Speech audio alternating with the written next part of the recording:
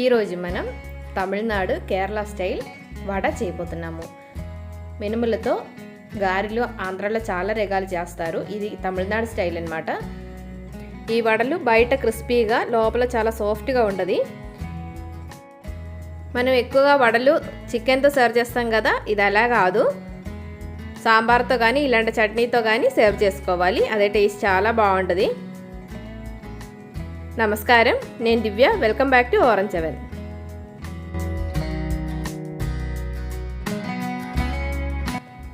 నేను ఒక పెద్ద గ్లాసులో 1.5 గ్లాసు దాకా మినుములు నానబెట్టుకున్నాను. బాగా వాష్ చేసిన తర్వాత నానబెట్టండి. ఇలాంటి చిన్న మిక్సీ జార్ తీసుకొని కొంచెం కొంచెం వేసుకొని గ్రైండ్ చేసుకుంటే వాటర్ వేయకుండా చాలా సాఫ్ట్గా గ్రైండ్ చేసుకోవచ్చు. ఇది మంచి స్మూత్గా గ్రైండ్ అయితేనే టెక్స్చర్ బాగుంటుంది.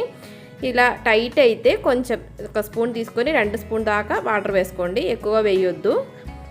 ఇది మళ్ళీ ఇంకొకసారి గ్రైండ్ చేసుకోండి. ఇలాగా చాలా స్మూత్గా గ్రైండ్ అవ్వాలి. చూసారు కదా, ఎక్కువ వాటర్ ఏం లేదు, చాలా థిక్గానే ఉంది. ఇది మనం ఇంకొక వెసల్లోకి మార్చుకోవాలి. నేను ఒక పెద్ద బౌల్లోకి ట్రాన్స్ఫర్ చేస్తున్నాను. మంచిగా మిక్స్ చేయడానికి కూడా ప్లేస్ సరిపోయేటట్టు మార్చుకోవాలి. మొత్తం గ్రైండ్ చేసిన తర్వాత ఇలా మంచిగా ఒక 2 నిమిషాల దాకా మంచిగా మిక్స్ చేయాలి. కొంచెం ఫ్రోతీ కన్సిస్టెన్సీ రావడానికి కొంచెం స్పీడ్గా మంచిగా మిక్స్ చేసేసుకోండి. ఇప్పుడు దానిలోకి తగినంత ఉప్పు వేసుకోవాలి. అలాగే క్రష్ చేసిన పెప్పర్ వేసుకోండి. మరీ పొడిగా ఉండేది వేసుకోవద్దు.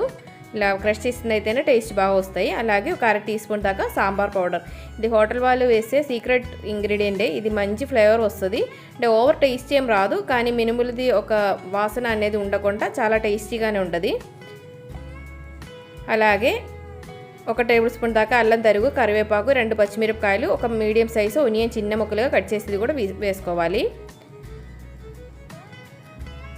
ఇంకొకటి ఏంటంటే 2 టేబుల్ స్పూన్ దాకా బియ్యపిండి.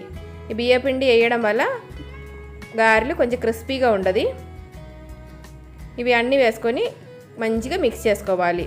స్పూన్తో మిక్స్ చేసేదానికంటే హ్యాండ్తో మిక్స్ చేస్తేనే చాలా బాగుంటుంది.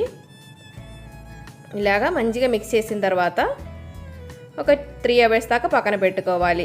కన్సిస్టెన్సీ ఒకసారి చూసుకొని పెట్టుకోండి. ఇలాగా థిక్గా మనకి గారెలు చేయడానికి కుదిరేటట్టు ఉండాలి. లేకపోతే ఇంకా కొంచెం బియ్యపిండి కూడా వేసుకోవచ్చు. ఇంకా ఒక 2 స్పూన్ కూడా వేసినా ఏం కాదు.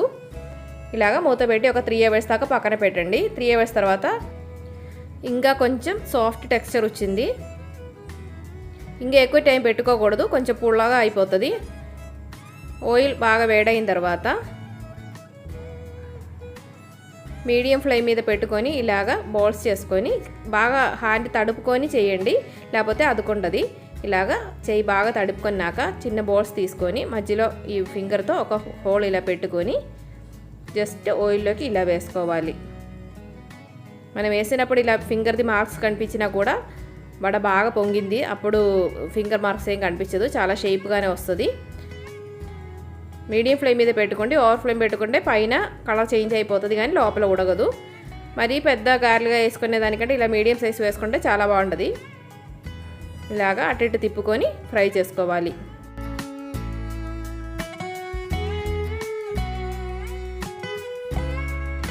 కొంచెం టైం ఇచ్చి ఫ్రై చేసుకుంటేనే బాగుంటుంది.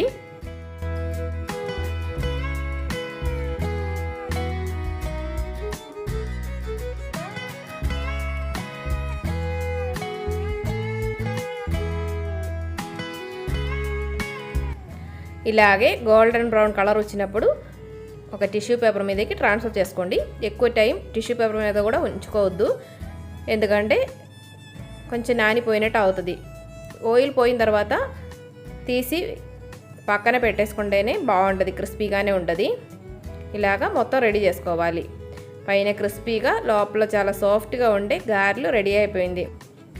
అసలు ఆయిల్ ఏం పీల్చుకోదు, చాలా బాగుంటుంది. నేను ఇప్పుడు ఇది చట్నీతో సర్వ్ చేయబోతున్నాను. అలాగే సాంబార్ ఇడ్లీ కాంబినేషన్తో పాటు కూడా చాలా బాగుంటుంది.